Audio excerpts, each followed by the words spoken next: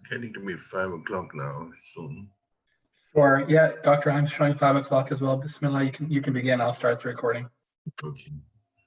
أعوذ بالله من الشيطان الرجيم بسم الله الرحمن الرحيم الحمد لله رب العالمين الحمد لله وحمدا كثيرا وهو الله لا إله إلا هو له الحمد في الأولى والآخرة وله الحكم وإليه ترجعون والحمد لله الذي لا يبلغ مدحته القائلون ولا يحصي نعمه العادون ولا يؤدي حقه المجتهدون والصلاة والسلام على سيدنا ونبينا أشرف الأنبياء والمرسلين رحمة للعالمين وخاتم النبيين الشفيع المذنبين أبي القاسم محمد اللهم صل على محمد وآل محمد والصلاة والسلام على آله وأهل بيته الطيبين الطاهرين كما قال الله سبحانه وتعالى في كتابه الكريم وأصدق القائلين أعوذ بالله من الشيطان الرجيم بسم الله الرحمن الرحيم إنما يريد الله ليذهب عنكم رجس أهل البيت ويطهركم تطهيرا اللهم صل على محمد وآل محمد أما بعد رب اشرح لي صدري ويسر لي أمري واحلل عقدة من لساني يفقهوا قولي آمين يا رب العالمين. All the praise and all the glory belong to Allah subhanahu wa ta'ala. Assalamu alaikum all. Thank you very much for joining again for this week too. And inshallah we shall begin right away, inshallah ta'ala. So I just want to go on the slideshow right here and from the current slide. Okay. So let's begin with reciting Surah Al-Fajr. We always do that. أعوذ بالله من الشيطان الرجيم بسم الله الرحمن الرحيم الحمد لله رب العالمين الرحمن الرحيم مالك يوم الدين إياك نعبد وإياك نستعين اهدنا الصراط المستقيم صراط الذين أنعمت عليهم غير المغضوب عليهم ولا الضالين. So, Alhamdulillah, we began since last week, reflecting on Surah Al-Saf, which is Surah number 61 in the Quran. It has got 14 ayat, and as we discussed last week, it belongs to the group of surah. Surah is the plural of surah, so it belongs to the surahs referred to as Musabihat surahs. Why are they called Musabihat? They are called Musabihat surahs because they belong to the surahs that begin either with the revealed word Sabah Lillahi or Yusabbihu Lillahi, meaning that everything that is in the heavens and the earth, that is the tasbih of Allah subhanahu wa ta'ala. Then we discussed in great details, what does doing tasbih really mean? So the 5 surahs begin with the word Sabah Lillahi or Yusabbihu Lillahi. Surahs number 57, which is Surah Al-Hadid, Surah number 59, which is Surah Al-Hajj, Surah number 61, which we are doing, which is Surah Al-Saf. Then we have Surah Al-Jumu'ah, which is Surah number 62. And then we have got Surah number 64, Surah Al-Taghabun. So these are 5 surahs together. They are referred to as the Musabihat surahs, and they are placed between Surah Al-Hashr and Surah Al-Tahrim. And this is this 10 surahs, from Surah Al-Hadid to Surah Al-Tahrim, the 10 surahs, within which these are 5 surahs. They are the largest group of Madani surahs put in one place. So it's good, general knowledge as well. So of this, then Surah 59, which is Surah Al-Hashr, also ends with the tasbih at the end as well. And, I told you that if you're in Toronto and if you come to a masjid in Toronto or Mihrab, it's got, placed, we have actually shown this, the last 3 ayat of Surah Al-Hashr, which has also got, the ayat of, tasbih in it. So Surah Al-Hashr is in the beginning. We begin with Sabah Lillahi, and towards the end, it ends with Yusabbihu Lillahi ma fi samawati ma fil ard. So here it is. In Surah Al-Hashr, you'll find this in the end, 3 ayat of Surah Al-Hashr in the end. It has got about 15 or 16 also Asma Husna, Asma for Allah subhanahu wa ta'ala. والله الذي لا إله إلا هو عالم الغيب والشهادة والرحمن الرحيم والله الذي لا إله إلا هو الملك القدوس السلام المؤمن المهيمن العزيز الجبار المتكبر سبحان الله عما يشركون والله الخالق البارئ المصور له الأسماء الحسنى يسبح له ما في السماوات والأرض وهو العزيز الحكيم. So, and the translation also very quickly so that you know exactly Allah is He. Other than He, there is no other God. It is He who knows all things, both secret and open. He is the most gracious, most merciful. Allah is He. Other than He, there is no other God. It is He who is the sovereign, the Holy One, the source of peace and perfection, the guardian of faith, the preserver of safety, the exalted in might, the irresistible, the supreme. Glory to Allah. High is He above the partners, the attribute to Him. He is Allah, the creator, the evolver, the bestower of forms or colors. To Him belong the most beautiful names. Whatever is in the heavens and the earth does the tasbih, declare His praises and glory, and He is the exalted in might, the wise. SubhanAllah. So now, if you did not attend last week, I would really urge you very strongly, to make sure that you watch last week's important discussion about the first ayat, because really it's very important to understand, the complete meaning of the first ayat that we did, which actually begin with Sabah lillahi ma fi samawati wa ma fi al-ard wa huwa al-azizul hakim in this surah Saf. Then, after that, we discussed in some detail about the Asbabun Nuzul of this surah. Asbabun Nuzul and why was it revealed? What was the reason for this surah to be revealed? So, as we see, therefore, that Surah Al-Hashr, begins with the revealed word Sabah lillahi and ends with Yusabbihu lillahi. That is Surah Al-Hashr. Now, let me just, explain to you, very clearly, the difference between the words Sabah and Yusabbihu. See, Sabah is the past tense. It is the continuous past. Whatever is in the heavens and the earth always did the tasbih of Allah subhanahu wa ta'ala. And Yusabbihu is the present, but not only present, it's the continuous present. So in Arabic word, Sabbaha is past tense, past continuous, always in the past. Everything that is in the heavens and the earth did the tasbih of Allah, and Yusabbihu it continuously does it now and will continuously do forever and ever and ever. The tasbih of Allah subhanahu wa ta'ala. So Sabah denotes then the continuous past, and Yusabbihu it's continuous present tense. So everything in the heavens and earth has always been doing the tasbih of Allah in the past. That is Sabah lillahi, and Yusabbihu lillahi continuously does now and always. So it is the present continuous tense. And the beginning of the Surah Al-Hashr also begins with, Sabah lillahi, ma fi samawati wa ma fi al-ard, wa huwa al-aziz al-hakim. Now, in Tafsir Namune, we are told, why do not they, praise Him and, count Him, that Allah is totally perfect, without any defect, without any fault whatsoever. Why do they not do His tasbih when He's such powerful and cannot be defeated? And He is Al-Hakim, the wise, who is Al-Alim, He is aware, He knows everything. Therefore, as expressed before, the Surah As-Saf is the Surah of belief, in the unity of Allah and His recognition, the creation in the universe. It silently and continuously performs and praises. That is the tasbih of Allah subhanahu wa ta'ala. Let us, consider in a little, the power of Allah's glorious kingdom, over us. While each and every creation in heavens and the earth and what is between them does the tasbih and submit to Allah subhanahu wa ta'ala, mankind is one creation who has given the free will. The free will. Now, I want you to think, think about this. Are we really endowed with the free will? Because each and everything does the tasbih of Allah subhanahu wa ta'ala.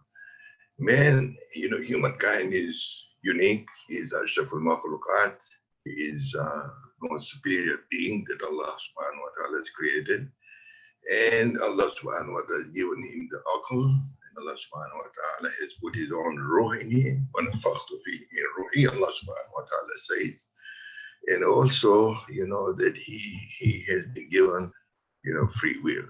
So it is really very interesting, to think about this. And maybe we should expand more on this during the question period, inshallah ta'ala. Now, last week as well, I posed some questions, to you, and I was hoping that, that we would discuss them, but last week has passed. This week now, it is important to think about this, that are we really endowed with total free will? And we should discuss this, inshallah ta'ala. Now, to continue that, the second ayat today now refers with in Surah Saf, Ya ayyuhalladhina amanu lima taquluna ma la taf'alun. O you who believe, why do you say that which you do not do? Now, Mufassirin, tell us that although, these ayat were revealed concerning the desertion from the Battle of Uhud, as we saw last week, as part of the nuzul of this surah, but the guidance is continuous, throughout our life, because Quran is absolutely totally valid, throughout. So it is because it is eternal guidance, and it is for all times. And so ayat 2 then makes it very clear, that any meaningless promise is totally disapproved by Allah subhanahu wa ta'ala. And according to our 6th Imam, Sadiq al-Islam, this ayat, among other issues, refers to failure to keep one's word. So if we promise someone that I will do this, it becomes like a promise, saying that a believer's promise is like a vow. This is what our 6th Imam is saying, that, that failure to keep one's word, one's promise, saying that a believer's promise is like a vow, though expiation is not required for it. It continues, Kabura maqtan in the line, taqulu ma la taf'alun. Most detestable it is with Allah subhanahu wa ta'ala that you say what you do not act on it, what you do not do. Okay? So the second ayat then, lima taquluna ma la taf'alun, kabura maqtan indallahi an taqulu ma la taf'alun. Now the Arabic word maqt denotes abomination, odiousness, so any word that we do, any word that we give, must be accompanied by action, and it must be action, and it must be not only action, but it should be actually sincere. Otherwise, it is totally not acceptable, and it is not expressly disapproved. And some people utter empty words, but sometimes when they're friends together, but they fail to act upon the words when it is necessary to take action. I'm not actually speaking about jokes and things like that, but something that is serious, that once we say that I will look into it and I will do it, then it becomes important, that we should actually do it, because it becomes like a promise. Now, so one of the significant tokens of the true believers is that their words and their deeds are totally in harmony, and it is also the sign of faith, the sign of Iman. It is in this regard that that Imam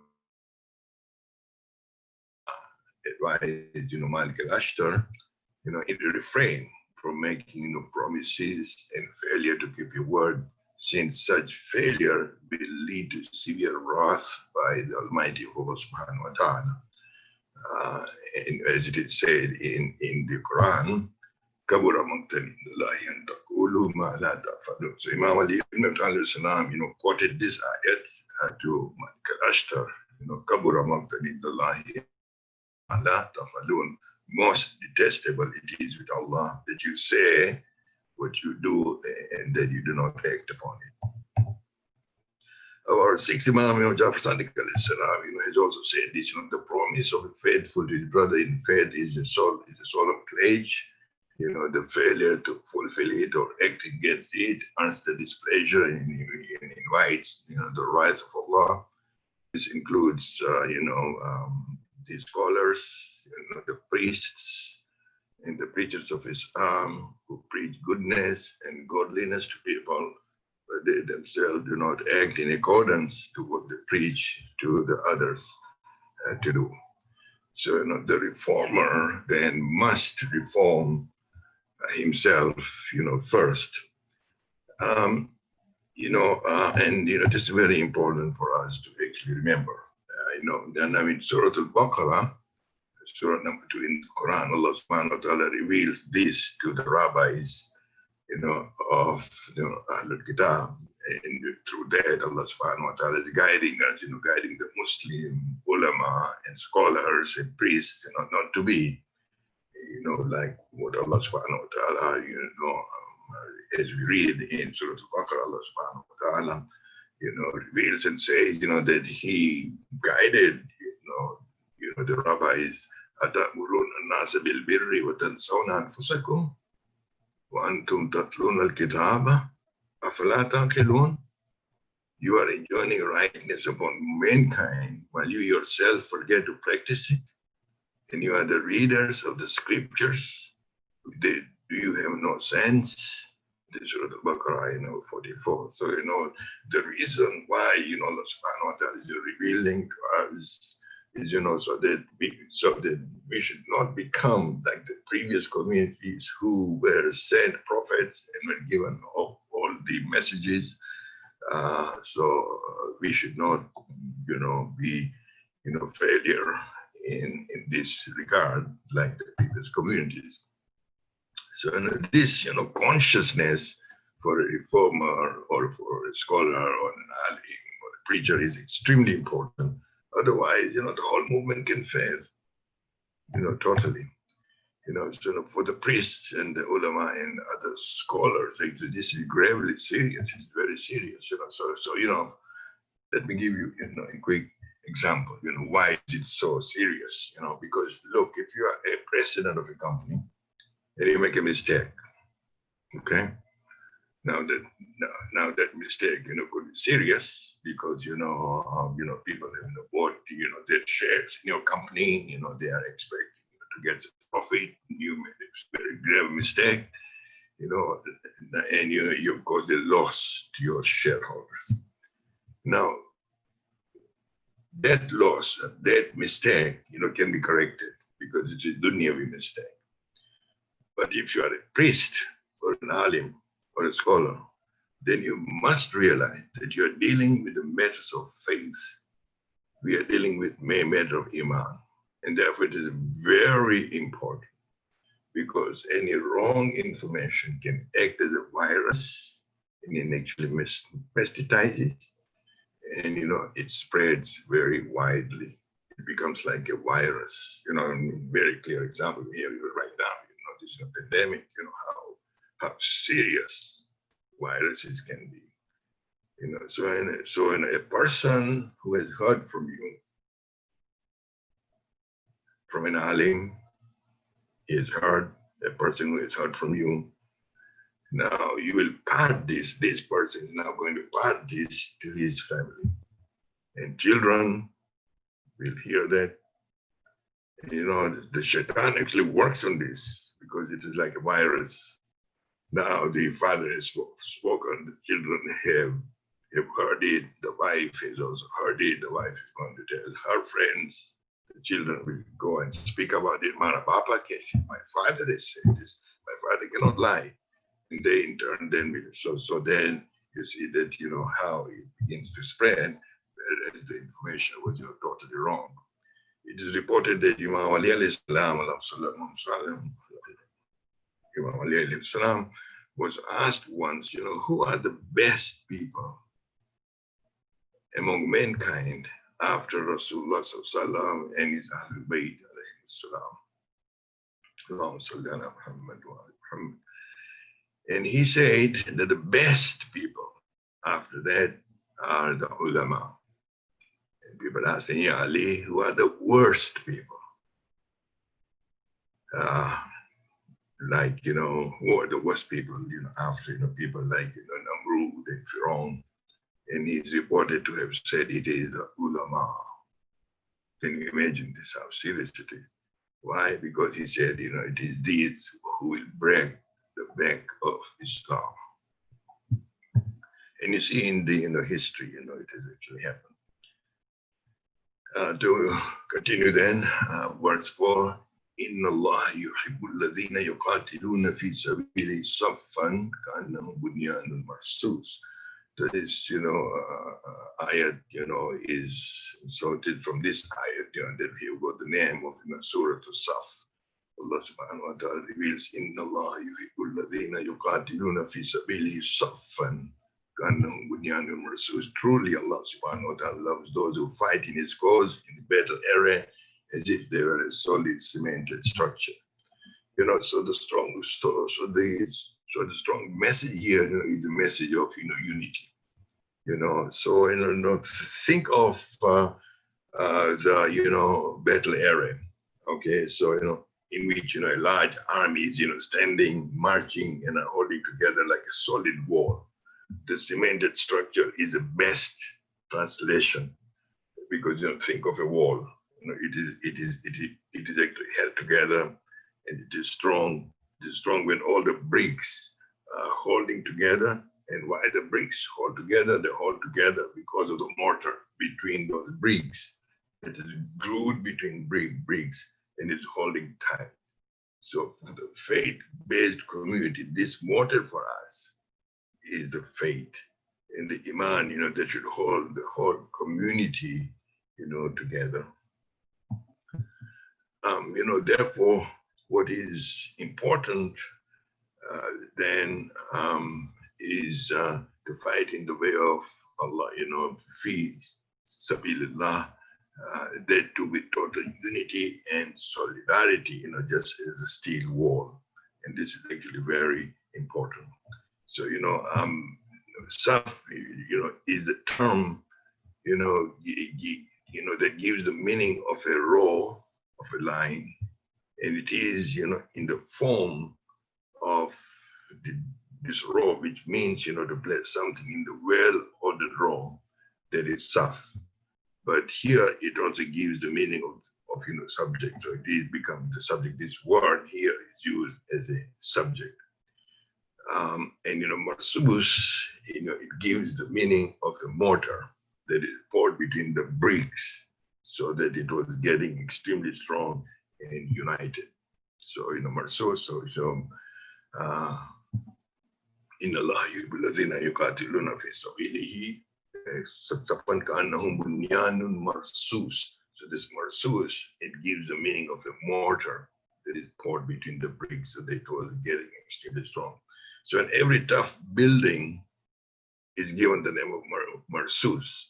Why? Because it is, it is holding those bricks, actually holding that joint together, and they're holding, the whole of the building. Now, I've told you before, that the name Islam has been, abused actually many times in the history, as recent as the last, century, when, people, call themselves, the Nation of Islam. Who the Nation of Islam were. They still, they actually existed, and they still call themselves the Nation of Islam. This is, the groups of the blacks in, America, who actually wanted, their own area in the USA, and then they, formed, themselves, a group, and they called themselves Nation of Islam. And, and also Malcolm X was a member until when he went for Hajj. once and you realize that your nation Islam is not really, the true Islam. So, the point I'm trying to make is, that the word, the name Islam has been abused, many, many times in the Islamic history. Now we also have ISIS and Qaeda and, all the other groups, Taliban and other groups. Now, Imam Ali al-Islam actually fought against them, against all the extremists and defeated them. And they are known in the history as the Kharijites. What are the Kharijites? Kharijites comes from the word kharaja. Kharaja in Arabic word means what? To go out. Kharijites are those who are really outside the pale of Islam. They've got really nothing to do, more with Islam. I don't know how much more time. Okay, so we have got another about 5 minutes. Okay. So Imam Ali actually stood against them with the believers, strongly, altogether in the way of, truth. Okay, I think I'll stop here, and we are going to continue, inshallah. But it's time, for you to ask any questions, that you might have. So let's hear if there are any questions. Thank you, Doctor. Yeah, if anyone has any questions, just feel free to enter into the chat, and then we'll get Doctor to take them.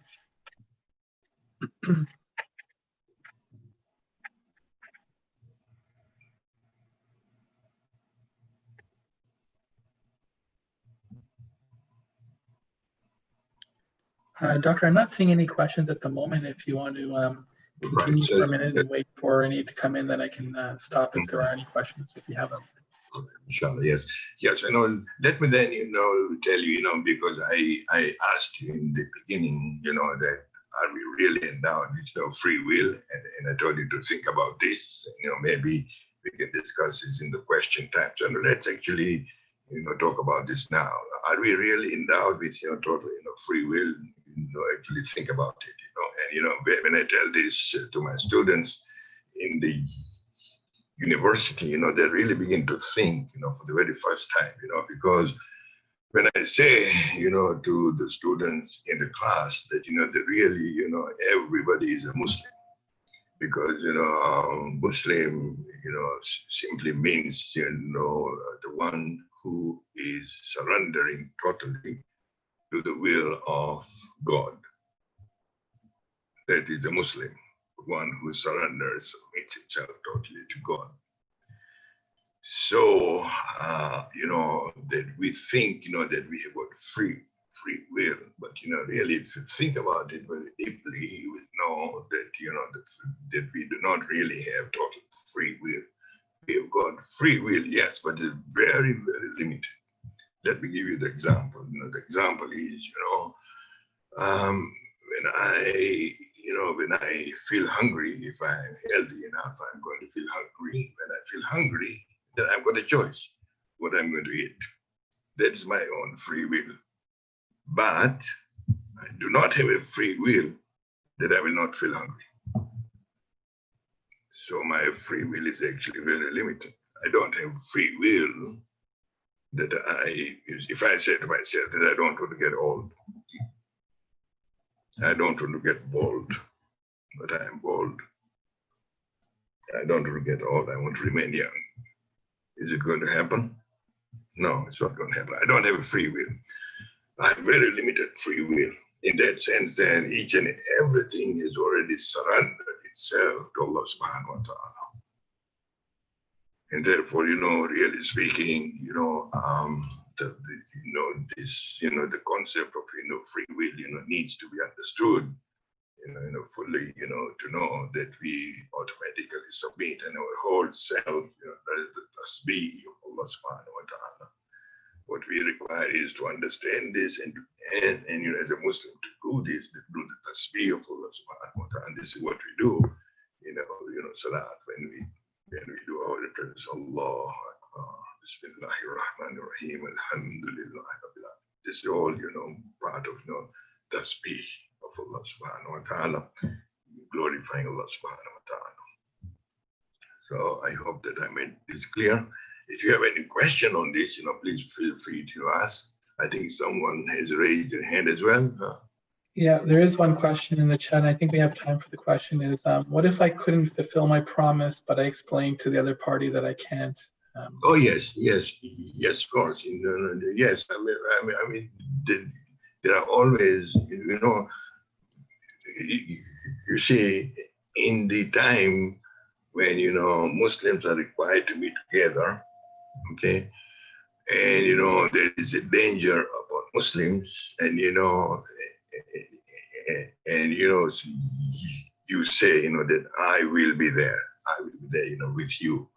And right at that time, you actually don't fulfill your promise, that kind of promise. But, the promises, that we give, Allah subhanahu wa ta'ala knows, that we may not be able to fulfill all the promises, as long as we actually apologize and we give the process, proper reason, not just the excuses, but proper reasons. And of course, Allah subhanahu wa ta'ala is forgiving, Allah subhanahu wa ta'ala is merciful, Allah subhanahu wa ta'ala knows everything. See, we don't know. Allah subhanahu wa ta'ala knows each and everything that we have. Even our thoughts, even those thoughts that have still not come in front, Allah subhanahu wa ta'ala knows of them. So, yes, of course, it is not possible, that our niyat is that we are going to do this, but if perchance something else comes up, which takes over, the priority, then of course, explaining, of course, it does. Allah subhanahu wa ta'ala is forgiving, Allah subhanahu wa ta'ala is, merciful.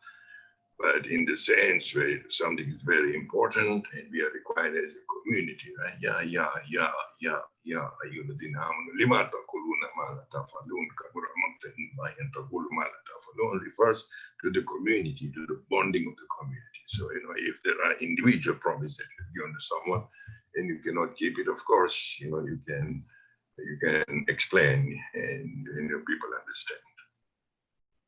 Thank you, Doctor. Excellent. I don't see any other questions at the time, so maybe we'll stop here and pick it up again next Saturday. Any final comments, Doctor, that you want to make before we close today's session? Yeah, I would only, request, that please, those of you who have not attended, last week, please make sure that you do go through this so that you will be able to continue. And also, please, invite your friends and your family, to attend as well, because this is very important, this surah and anything that we speak about the Quran and the Sahih Hadith, that we have are very, very important, for us, for our success, both in this dunya and also in the akhirah, but not only our success, but also for our families. Islam is very unique, because we have got three prongs. No other faith has got this. I explained. We have got three-pronged responsibilities, each and every one of us. The first responsibility is, to my own self. Then my second responsibility immediately to my family, and the third responsibility is, to my community, and to the community, then to the whole world. So these are, three-pronged responsibilities which, Muslims have. I cannot say, to myself, though I love Allah subhanahu wa ta'ala so much, I know that Allah is the truth, Islam is the truth. I want to do nothing now from now on. I just want to spend my life now, doing ibadat of Allah subhanahu wa ta'ala. I will take my wife and my children in the mountains somewhere, and we'll live there, and we'll be reciting the Quran, and we'll do fasting, and all that. Is it acceptable to Allah subhanahu wa ta'ala? The answer is no. And I keep saying many times, it's a big fat zero. It really means absolutely nothing. Because Islam is not only Iman, but Iman is Mu'amalat. So, faith must be accompanied by the deeds. And the deeds are very, very, very important in Islam. Okay, thank you, Doctor. I think we'll stop here. We did have one or two more questions, but we'll hold them till next week. Just a reminder that the way you ask questions in this forum is just by entering them into the chat. For audio quality purposes, we're not allowing people to ask verbally. We had some challenges before. So just enter them in the chat. If you didn't get a chance this week, please enter them early next week, and we'll make sure to get to them With that, I think we'll stop here. And just a reminder that we have a session tomorrow, same time, with Sheikh Hasnain Qasim Ali on, the issue about understanding death and that interesting topic. So we'll look forward to seeing you all again tomorrow, inshallah. Thank you, Doctor, for your time and for the enlightening talk today. We'll talk to you again next week, inshallah. Assalamu alaikum wa rahmatullah. Thank you very much, Ali, for all your help and all your cooperation. Greatly appreciated. Thank you. Assalamu alaikum.